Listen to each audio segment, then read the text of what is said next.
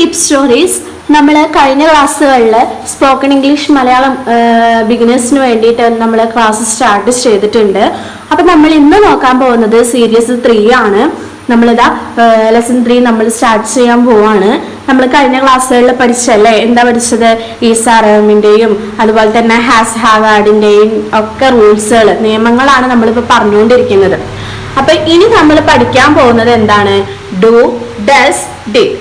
ഈ 3 കാര്യങ്ങൾ, അതിൻ്റെ റൂൾസ് ആണ് നമ്മൾ ഈ ക്ലാസ്സിൽ പറയാൻ പോകുന്നത്. ഈ ക്ലാസ് കൂടി കഴിഞ്ഞിട്ടുണ്ടെങ്കിൽ നമ്മുടെ റൂൾസുകൾ, നിയമങ്ങളൊക്കെ കഴിഞ്ഞു. ഈസാറാമ് നമ്മൾ പഠിച്ചു, ഹാസ് ഹാവ് ഹാഡ് നമ്മൾ പഠിച്ചു. അതുപോലെ നമ്മളിപ്പോൾ പഠിക്കാൻ പോവാണ് ഡു, ഡസ്, ഡിഡ്. നമുക്ക് റൂൾസുകൾ ഉള്ളത് ഇംഗ്ലീഷിൽ മെയിനായിട്ട് നിയമങ്ങളുള്ള കാര്യങ്ങൾ ഏതൊക്കെയാണ്? നമ്മൾ ഈ പഠിച്ചുകൊണ്ടിരിക്കുന്ന കാര്യങ്ങളാണ്. Is, are, am, has, have, had, do, does, did. ഇതിനൊക്കെയാണ് നമ്മുടെ ഇംഗ്ലീഷിൽ മെയിനായിട്ട് നമുക്ക് റൂൾസുകൾ ഉള്ളത്. അതും കൂടി ഈ ഒരു വീഡിയോയിലും കൂടി നമ്മൾ പഠിച്ചു കഴിഞ്ഞിട്ടുണ്ടെങ്കിൽ നമ്മുടെ ഈ ഇംഗ്ലീഷിലെ മെയിൻ ആയിട്ടുള്ള റൂൾസുകളൊക്കെ നമ്മൾ പഠിച്ചു കഴിഞ്ഞു. പിന്നീട് നമുക്ക് നേരിട്ട് തന്നെ സെന്റൻസിലേക്കും ട്രാൻസ്ലേഷൻ ക്ലാസ്സിലേക്കും ഒക്കെ കടക്കാം. അപ്പൊ നമുക്ക് നോക്കാം. ഡു, ഡസ്, ഡിഡ്, ഇതാണല്ലേ നമ്മൾ ഇന്ന് പഠിക്കാൻ പോകുന്നത്. അപ്പൊ ഇതിന്റെ മലയാളം മീനിങ്ങോ അല്ലെങ്കിൽ ഇതിന്റെ സെന്റൻസ് മേക്കിങ്ങോ ഒന്നും അല്ല നമ്മൾ ഇവിടെ ഈ ക്ലാസ്സിൽ പഠിക്കുന്നത്. ഈ വീഡിയോയിൽ നമ്മൾ റൂൾസുകൾ മാത്രമാണ് പഠിക്കുന്നത്. നമ്മൾ 2 ക്ലാസ്സുകൾ ചെയ്തിട്ടുണ്ട് ഇതിന് മുന്നേ. ഈ സാറാമിന്റെ ക്ലാസ് നമ്മൾ ചെയ്തിട്ടുണ്ട്, ഹാസ് ഹാവിന്റെ ക്ലാസ്സും നമ്മൾ റൂൾസുകൾ പറഞ്ഞിട്ടുണ്ട്. കാണാത്തവരുണ്ടെങ്കിൽ ആ വീഡിയോ കണ്ടിട്ട് വേണം ഈ വീഡിയോ കാണാൻ വേണ്ടിയിട്ട്. ഞാൻ ഡിസ്ക്രിപ്ഷനിൽ ലിങ്ക് കൊടുക്കാം. ഈ റൂൾസുകൾ അറിഞ്ഞാൽ മാത്രമാണ് നമുക്ക് ഇംഗ്ലീഷിലേക്ക് ട്രാൻസ്ലേഷൻസുകളും അതുപോലെ തന്നെ സെന്റൻസ് ആയിട്ട് നമുക്ക് എഴുതാനൊക്കെ പറ്റുള്ളൂ. അതുകൊണ്ടാണ് ഫസ്റ്റ് നമ്മൾ റൂൾസുകൾ നിങ്ങൾക്ക് പറഞ്ഞു തരുന്നത്. അപ്പൊ ബേസിക്കലി ഡൂവിന്റെയും ഡസിന്റെയും മീനിങ് എന്താണെന്ന് വെച്ചിട്ടുണ്ടെങ്കിൽ ചെയ്യുക എന്നാണ് ഡൂവിന്റെയും ഡസിന്റെയും മീനിങ്. അതുപോലെ തന്നെ നമ്മൾ ഡിഡ് എന്ന് വെച്ചിട്ടുണ്ടെങ്കിൽ എന്താ? ഈ ഡൂവിന്റെയും ഡസിന്റെയും പാസ്റ്റിനെയാണ് നമ്മൾ എന്ത് പറയാ? ഡിഡ് എന്ന് പറയാം. ഡിഡിന്റെ അർത്ഥം ചെയ്തു എന്നാണ് വരിക. നമ്മൾ പറഞ്ഞു ഡൂയിന്റെയും ഡസിന്റെയും മീനിങ് ചെയ്യുക എന്നാണ്. അപ്പോൾ ഈ ഡൂയിന്റെയും ഡസിന്റെയും പാസ്റ്റിനെയാണ് നമ്മൾ എന്ത് പറയാ? ഡിഡ് എന്ന് പറയാം. അപ്പോൾ ചെയ്തു എന്നാണ് ഡിഡിന്റെ അർത്ഥം. ഇത് നിങ്ങൾക്ക് മനസ്സിലാവാനാണ് ഞാൻ ഇങ്ങനെ പറഞ്ഞത്. അല്ലാതെ ഇതിന്റെ മീനിങ് ആയിട്ട് നിങ്ങൾ പഠിച്ചു വെക്കൊന്നും വേണ്ട. നിങ്ങൾക്കിപ്പോ ഒന്ന് ക്ലിയർ ആവാൻ വേണ്ടിയിട്ട്, പെട്ടെന്നൊന്ന് മനസ്സിലാവാൻ വേണ്ടി പറഞ്ഞതാണ്. സെന്റൻസ് ഒക്കെ നമ്മൾ ക്ലിയർ ആയിട്ട് ഇനി വരുന്ന ക്ലാസ്സുകളിലൊക്കെ സെന്റൻസ് ആയിട്ട് നമ്മൾ പഠിക്കുന്നതായിരിക്കും.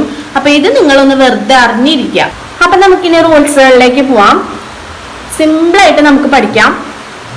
ഇവിടെ കൊടുത്തിട്ടുണ്ട് ഐ, യു, വി, ദേ.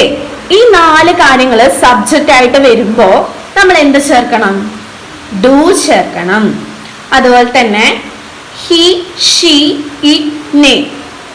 ഈ കാര്യങ്ങൾ, ഈ 4 കാര്യങ്ങൾ സബ്ജക്റ്റ് ആയിട്ട് വരുമ്പോ നമ്മൾ എന്ത് ചേർക്കണം?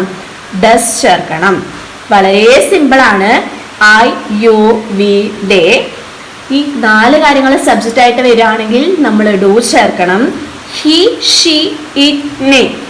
ഈ 4 കാര്യങ്ങൾ സബ്ജക്റ്റ് ആയിട്ട് വരികയാണെങ്കിൽ നമ്മൾ എന്ത് ചേർക്കണം? ഡസ് ചേർക്കണം. നമ്മൾ ഐ വരുമ്പോ ഐ ഡു എന്നേ പറയാൻ പാടുള്ളൂ. ഐ ഡസ് എന്ന് നമ്മൾ പറയാൻ പാടില്ല. അതുപോലെ തന്നെ ഹി വരുമ്പോ ഹി ഡു എന്ന് പറയാൻ പാടില്ല.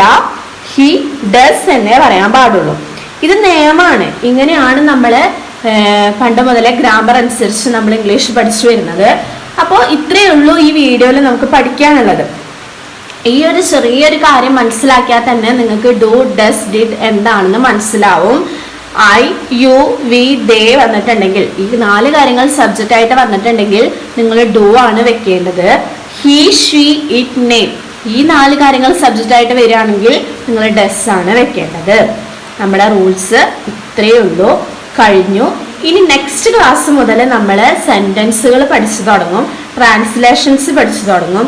മലയാളം വാക്യങ്ങൾ നമ്മൾ എങ്ങനെ ഇംഗ്ലീഷിലേക്ക് ട്രാൻസ്ലേറ്റ് ചെയ്യും, അതുപോലെ തന്നെ സെന്റൻസ് ആക്കിയിട്ട് നമ്മൾ എങ്ങനെ എഴുതും, ഇതൊക്കെ നമ്മൾ നെക്സ്റ്റ് ക്ലാസ് മുതൽ പഠിച്ചു തുടങ്ങും.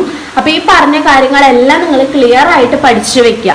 ഈ ക്ലാസ്സും ഇതിന്റെ മുന്നത്തെ 2 ക്ലാസ്സും ഉണ്ട്. കാണാത്തവരുണ്ടെങ്കിൽ ഉറപ്പായിട്ടും കാണണം. കാരണം നിങ്ങൾക്ക് ഈ നിയമങ്ങൾ അറിഞ്ഞാൽ മാത്രമാണ് ഇനി അടുത്ത ക്ലാസ്സിൽ പറയുന്നതൊക്കെ നിങ്ങൾക്ക് ക്ലിയർ ആയിട്ട് മനസ്സിലാവുള്ളൂ. അപ്പോൾ ഇത്രയും കാര്യങ്ങൾ നിങ്ങൾ നോക്കി ക്ലിയർ ആയിട്ട് പഠിച്ചു വെക്കാം. Okay, thank you.